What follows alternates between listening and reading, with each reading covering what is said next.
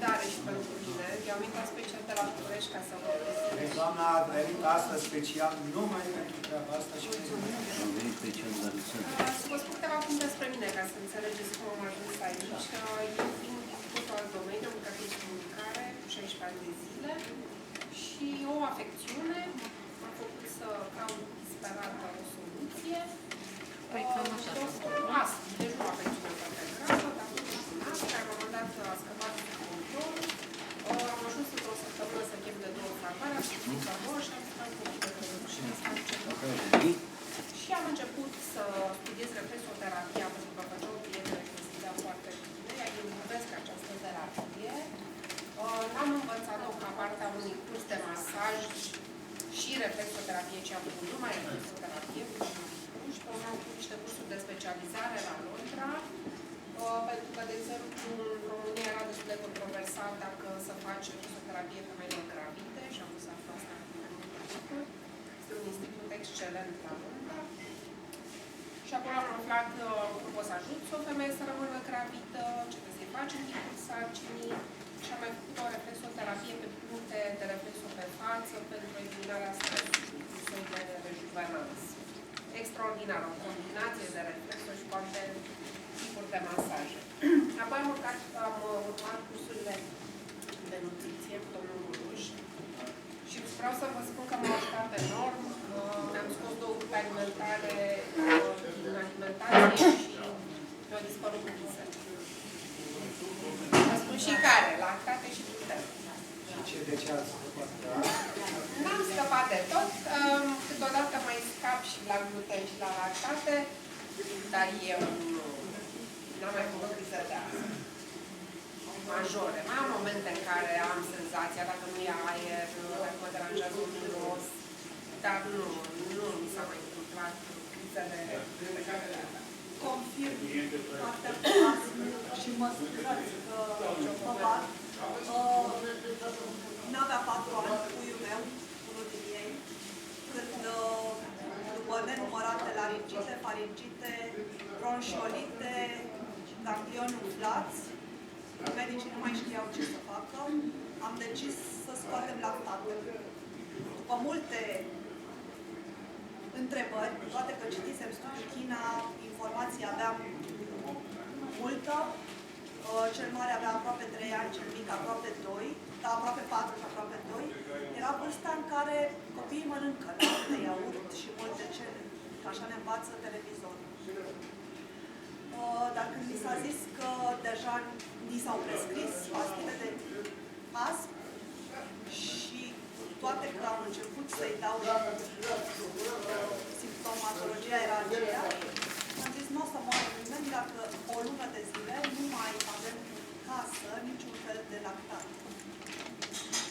Și după luna aia, copiii n-au mai avut absolut. Asta se întâmplă în iarnă. În vară am plecat în concediu în Grecia și creierul meu a intrat în vacanță. Se întâmplă. Scuze, 2 minute și până. Dar vreau să dau experiența asta pentru că poate vă întâlniți sau poate că încă mâncați lactate și să știți. Ideea e că ne-am trezit cu mucolități din ce în ce mai multe, am mers la medic, pasive, cred, nu. Era vacanță. Ne-am întors acasă, de-abia mai respirau pe drum. Acasă se termina, până am ajuns acasă, se terminase și medicația. În 3 zile nu mai aveau nimic. De ce? Pentru că ne reîntorsesem la alimentația fără lactat. Așa că... Nu plecați de acasă.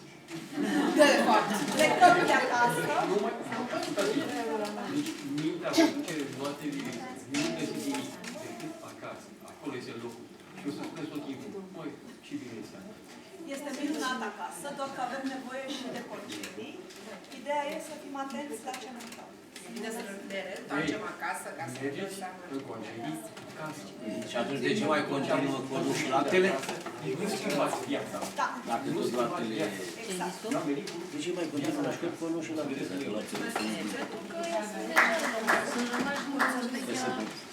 Se preconizează de la anul să le dea o masă caldă. Prin vară m-am întâlnit cu o prietenă de-a mea care este retropat în Italia și făceam schimb de experiență.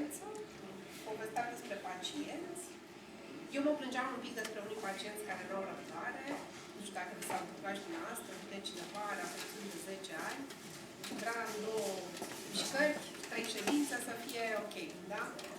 Și eu aveam această mică frustrare pe care o recunosc că mi-a povestit-o prietenei mele. Și ea mi-a povestit, ea lucrează cu biorezonanță, a făcut și fitoterapie și combină ca diagnostic biorezonanța și apoi această terapie BIMR împreună cu fitoterapia. BIMR este o terapie superbă. Vă spun și de ce, pentru că este extrem de simplă și pentru că merge direct la celulă. Și cumva restabilește homeostazia celulară. Toți știm în ce stil de viață avem, da? Ce mâncăm, cât de mult facem sport și trebuie să fim sinceri de unde și până unde. Domnul este o excepție, cunoscut la cursul de nutriție, cu sportul, cu respirația. El reușește să respecte tot. Eu recunosc că nici pentru mine nu reușesc totdeauna să respect. Această terapie ce face? Folosește un câmp electromagnetic, pulsatil, de frecvență foarte joasă, de 30 de Hz, care restabilește motricitatea arteriolelor și venule. Adică acele artere și vene care sunt între arterele venele mari și capilare. Acestea, din cauza stilului de viață nesănătos, nu mai au această motricitate, da? Deci nu se mai comprimă ca să împingă sângele către capilare. Și atunci, din cauza faptului că nu ajunge sângele cum trebuie la celulă, acesta este practic un iceberg care arată că, de fapt, de la tulburările circulatorii, ajungem către alte probleme, da? Nu ajunge oxigen, nu ajung nutrienții, nu avem energie, lipsă cronică de ATP și disfuncția celulară. Inima trebuie să pompeze 15.000 de litri de sânge pe zi. Ea reușește în artere, dar mai departe, mai greu. Și vreau să vă întreb dacă știe cineva cam cât la sută din circulația corpului e microcirculație. Așa ca idee. Dați niște cifre. Bravo. 70%. Microcirculația reprezintă 75% din circulația corpului. Nu știu, pentru mine asta înseamnă foarte mult. Deci vă dați seama că 75% din microcirculația ar trebui să reușească să ducă sângele cu oxigen, cu nutrienți la celule și apoi să preia toți cataboliții și dioxidul de carbon, să le elimine, da? Și această microcirculație este perturbată din cauza stilului nostru de viață.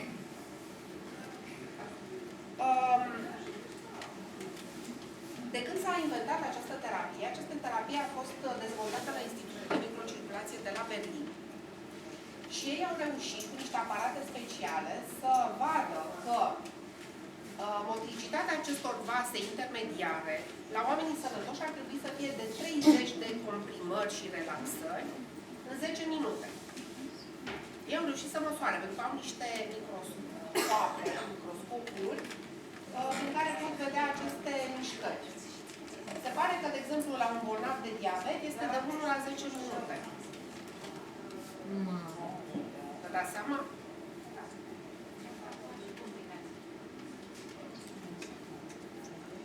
Ce face această undă electromagnetică? Vine pe arteriolă, o comprimă, sângele se duce în capilare. Sângele, pe lângă ce v-am spus, toți nutrienții, poate să fie și medicamente acolo, deci este o terapie complementară extraordinară. Această terapie, la ora actuală, se găsește în 40 de țări. Medicii o folosesc cu mare succes ca terapie complementară. Deci ei folosesc și medicamente alopate, dar și această terapie, pentru că îi ajută.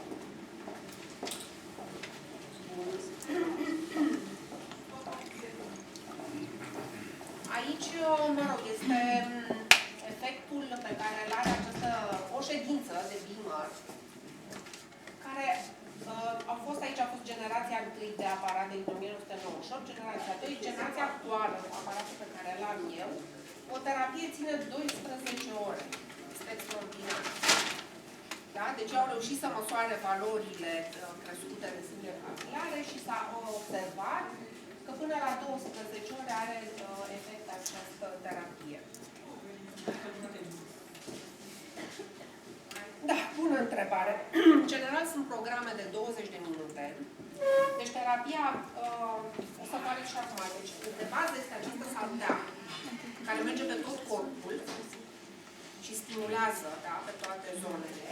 Și există niște aplicatoare locale, noi am scos eu pe toate, de genul acestea, care se pune pe coloană, pe ficat, în jurul capului, pe braț, pe umăr, în jurul cefei, spondilos. Deci asta este la general, el are două mufe. Odată merge salteaua și se pune și un aplicator. Da? Și sunt programe de 8 minute în care este aceeași intensitate și se merge de la 1 la 10 și este în funcție de, aici sunt niște scheme complicate, în funcție de afecțiune, în funcție de gravitatea bolii, etc. Și există și programe de 20 de minute în care se crește de la o intensitate mai mică la una mai progresiv. Da? Acesta este dr. Rainer Klopp, care cumva a inventat această terapie, care a verificat-o la acest institut. Și acum o să vă rog să-mi dați voie să vă pun un film. Să vedeți ce se întâmplă în pacient. Nu are muzică, nu are sunor.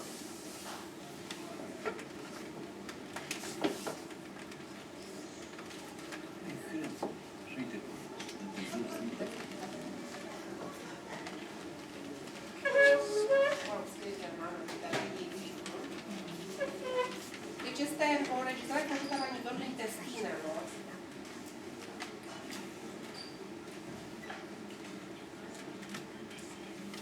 Capilare în intestin. Asta e o circulație perturbată. Aici acest capilar este blocat. Vedeți? De-abia curge.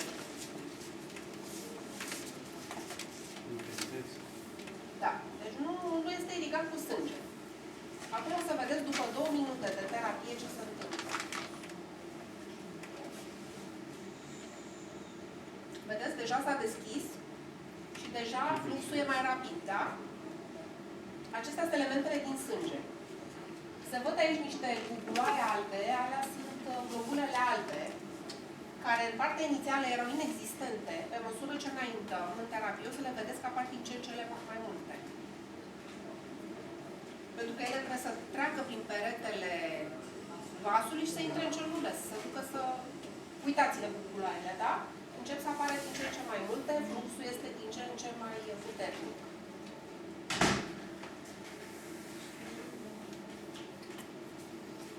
A fost după 4, după 8 și până o veți vedea înainte și după un pic paralel ca să vă dați seama. Asta e după 8 minute. Uitați globulele albe din ce în ce mai multe. Pentru memoare, mai imagine. Acum o să o vedeți, acum. Acum. Uitați acum. Înainte și după, da? Zbor, uitați, înainte. După. Da? Și o să vă mai arăt un film.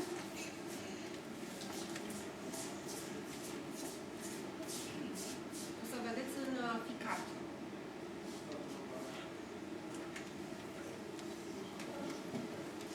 Circulația la nivel de organ.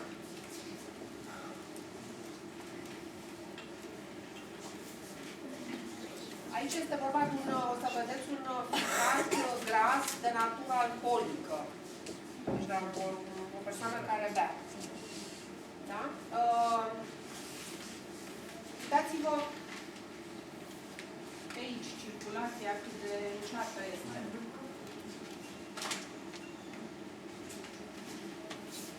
Deci aici s-a introdus un microscop intravital sub rebordul costal drept.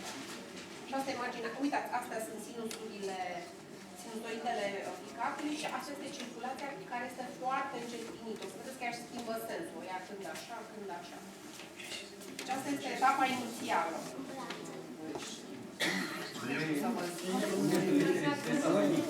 Ca să acționeze fizicatul, probabil. Nu, așa funcționează normal, adică se duce și se întoarce. Nu face aparatul, nu știu să spun.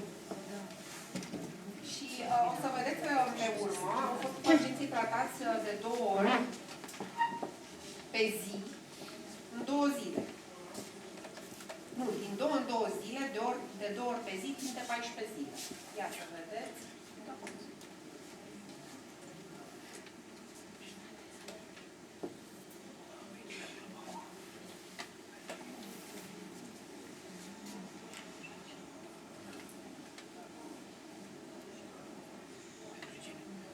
Circulăm prin mai mult.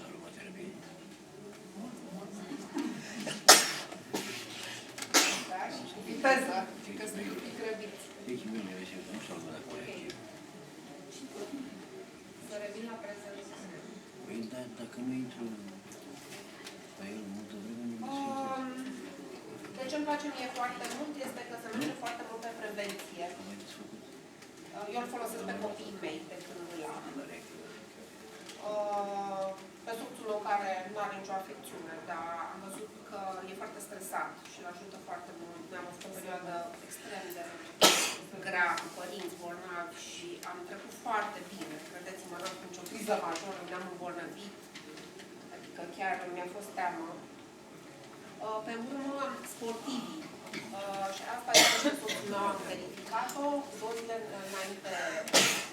Nu, la 2 zile după ce am achiziționat aparatul, el a fost la un semimaraton. Soțul meu nu aleargă, el e doar biciclist. Dar el s-a dus la semimaraton și l-a terminat.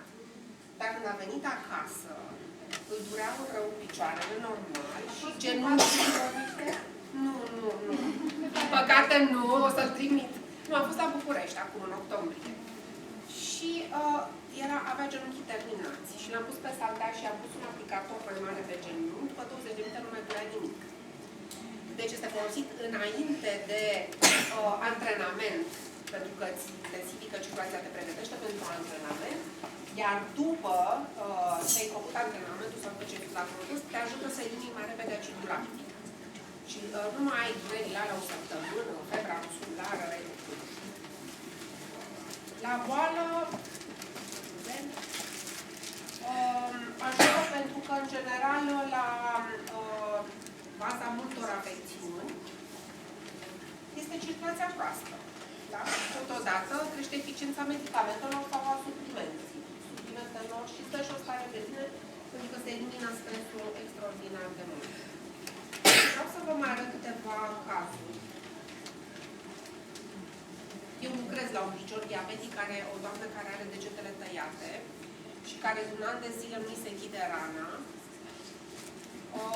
și care sărăcuța, din păcate, nu poate să vină decât o dată pe săptămână în București, e de undeva de pe lângă Brăila, e o bătrânică, dar am mari speranțe cu ea. Uitați-vă aici, piciorul acesta, care a fost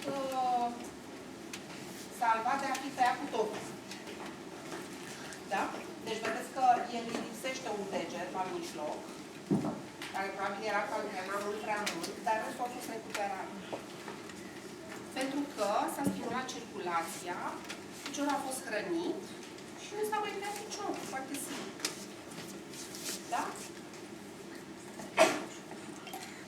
Aici la fel. Îmi pare rău, sunt cam curajnice, dar credeți-mă că se rezolvă. Deci acest om la fel. Orice chirurg ar fi zis la tăiat cu tine. Uitați-vă. Și cât timp ați durat terapia? Asta nu este cazul meu. Nu știu dacă am aici. Asociată și cu regim alimentar? Normal. Asta era diabetic, deci... Dar medicii au folosit ca terapie complementară, da? Deci... Nu știu să vă spun după cât timp acela. Dacă nu au scris aici... Ia uitați-l pe acesta, care pe mine m-a impresionat foarte tare. Psoriazis pe tot spatele. Da? 15 zile, 8 ședințe, cu terapie luminoasă. Am un aplicator special, da, o să vă arăt acum. Este o lumină polarizată monocromă. Asta este frumusețea că există aceste aplicatoare luminoase care merg mult pe dermatologie. Sunt acne cu găuri care se resorb. Acele găuri nu se mai văd. Stimulează producerea de colagen. Acesta este un alt aplicator local, dar care se pune așa la tâmplă. Am o persoană cu degenerescență maculară, îi pun la tâmple și de început să facă mai bine. Iar acesta se schimbă.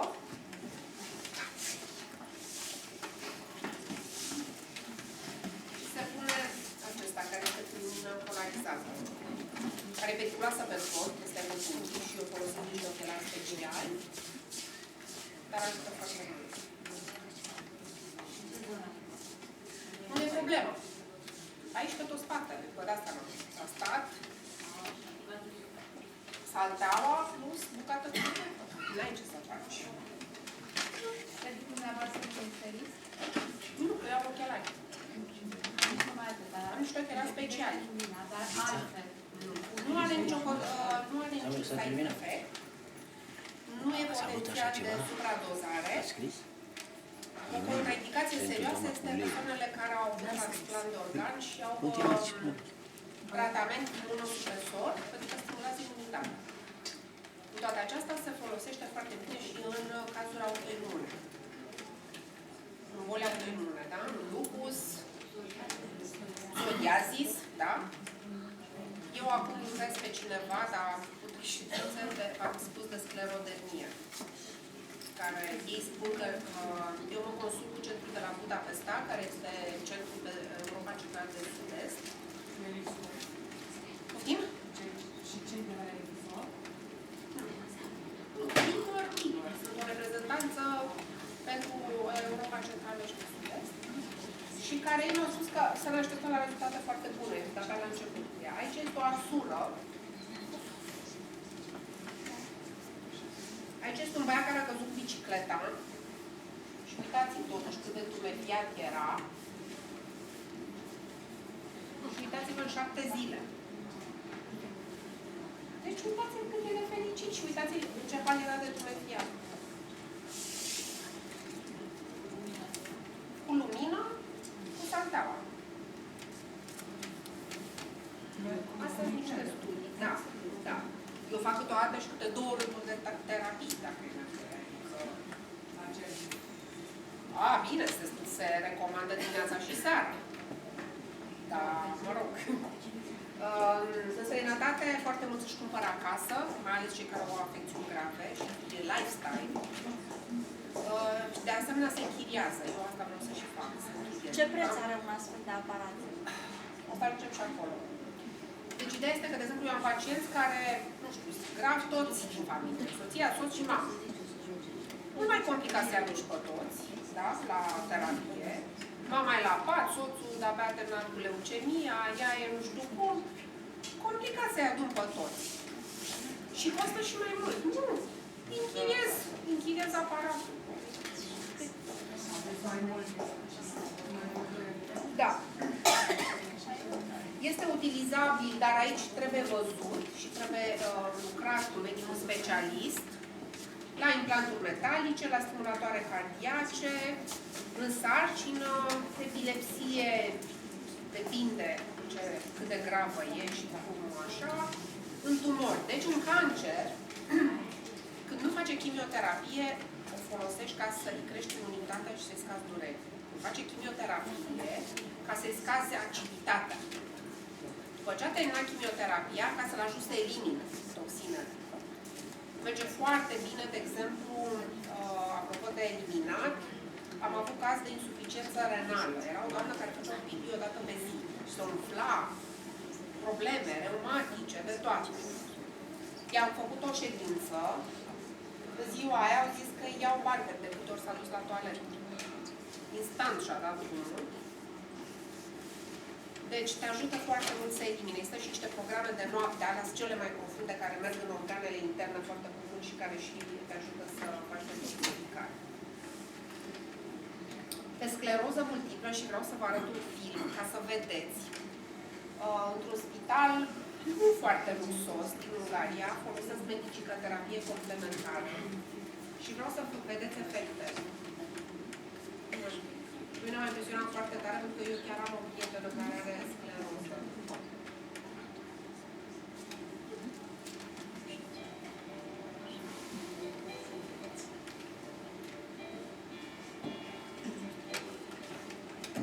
Deci acesta e un bărbat de 43 de ani care are cateter și umblea doar cu calul.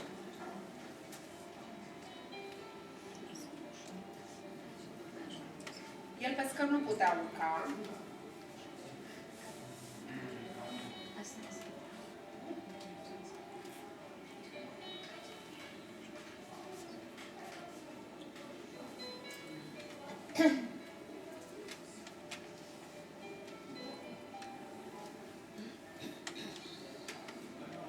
O să vedeți, a făcut 6 săptămâni și gimnastică medicală. Atât. Deci, pe lângă gimnastica medicală, a primit doar terapia BIMă 6 săptămâni. Ia uitați-vă, mare cateterul și căscărie.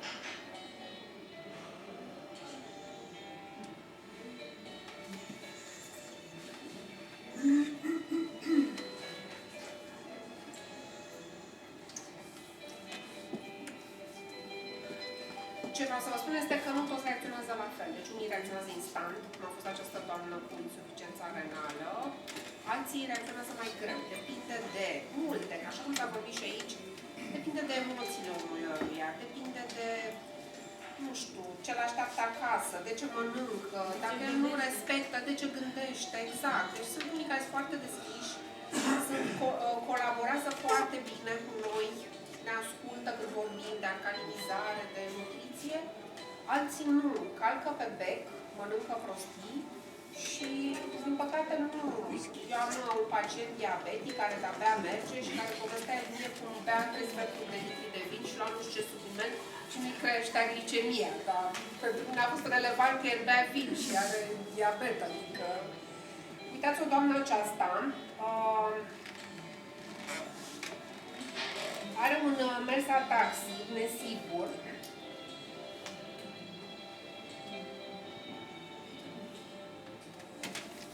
Și ștârie un picior.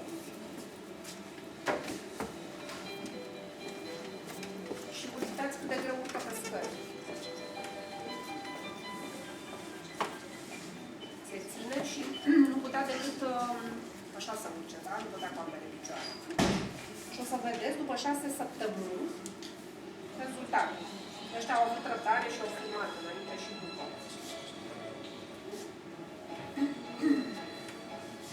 Și 6 săptămâni o procedură sau 2 de zi? Fiind în spital au făcut 2 de zi. Ideal așa este. Un minim, ca să aibă efecte de 3 ori pe săptămână, o dată. Sau poți să-i faci atunci 2 terapii. Că nu e supradozaj, nu e... Uitați-o aici, cum merge. Nici nu o recunoști aproape. De asta să o vedeți pe scări. Că se duce la scări acum. Da? Deci își folosește ambele picioare. Și nu se mai ține. Mă rog. Sau poate că și-o... Da, că și-o obosit, da. Da, exact, mai ținem și noi.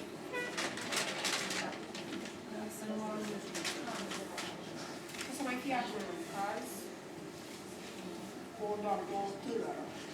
Uitați cum își târie piciorul. Drept.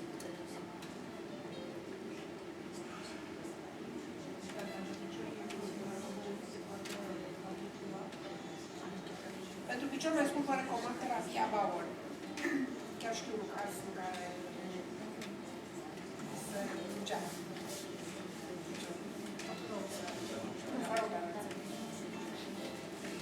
La fel urca foarte greu.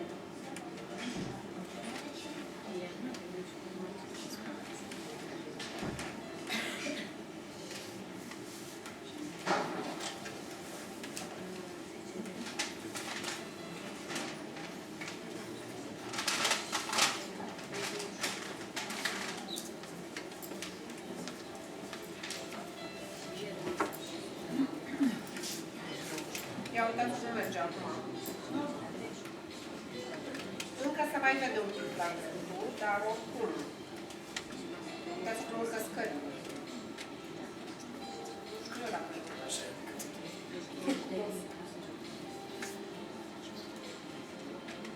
Uitați aparatul. Păi să știți că eu știți, cred că nu mai de câte ori am ceva de genul ăsta. Deci merge foarte bine pe geriatrie, pe tot ce înseamnă perturbări, circulația, să vă enumăr, eu am fost vin de la un curs de la Budapesta și mi-am notat și sunt proaspete și mie să nu uit. Pe stroke, pe tinnitus, pe boli de ficat, pe diabet, pe boli reumatologice, fracturi, sindrom oboseală cronică, depresie, Parkinson, scleroză, Crohn și colitis ulceroza, da? Gripă, reabilitare fizică, pe hernie de disc. Eu am un pacient care era la pat și 10 zile l-am pus pe picioare ca să poată să ducă să-și facă o zoonoterapie. Și mulțumesc de ce mi-ați spus, o să-i spus de cartaplasmele. Tratațiile cu argină pentru herniile de disc, ale ovarii, nu știu cum. 8 luni? Da, dar 8 luni, el nu vrea să se opereze. El nu dar vrea. nu te operezi și să tărești toată coloana. Da, da, da. Deci este o terapie extraordinară. Există mai multe variante de a te trata, v-am zis. Poți să vii la cabinet, poți să închiriezi, poți să-ți achiziționezi. Apropo de preț, de exemplu, un asemenea aparat, eu am luat toate aplicatoarele posibile și imposibile ca să le folosesc pe pacienți, ajunge la 3.500 de euro plus TVA-ul uresc. 27%. Așa? Da, sunt mai rău ca noi. De anul viitor eu sper să am mai multe să pot să închiriez. Deci vor fi mai multe variante, am devenit și reprezentant pe România. Dacă vă interesează să folosiți, eu vă stau la dispoziție să discutăm mai mult. Da, am aici pliante. Le găsiți în numele. Te rog.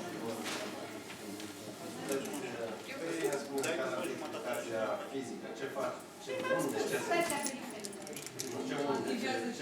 Unde electromagnetic nu încălzește. Doar la spate, pe coloană se simte o pic. Este o undă electromagnetică care are o frecvență care contractă arteriola.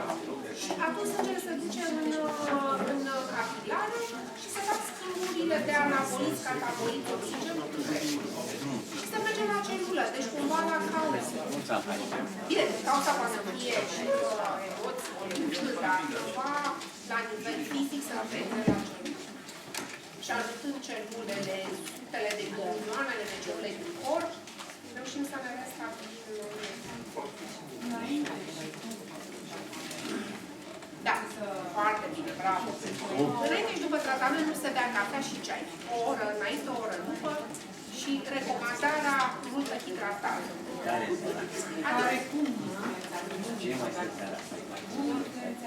Păi cum? Nu mai chinuim celula. Dacă celula e deshidratată, noi hidratând, având apă în corp, sângele circulă, se duce la celulă, hidratează, trebuie să avem apă. Sângele se sufiază, bravo. La pacienții care au anticoagulante, trebuie verificat tinereul, pentru că este risc de hemoragie, pentru că se subțiază. M-a zis domnul, da? Pentru că noi introducem apa. Da, nu e o problemă mare.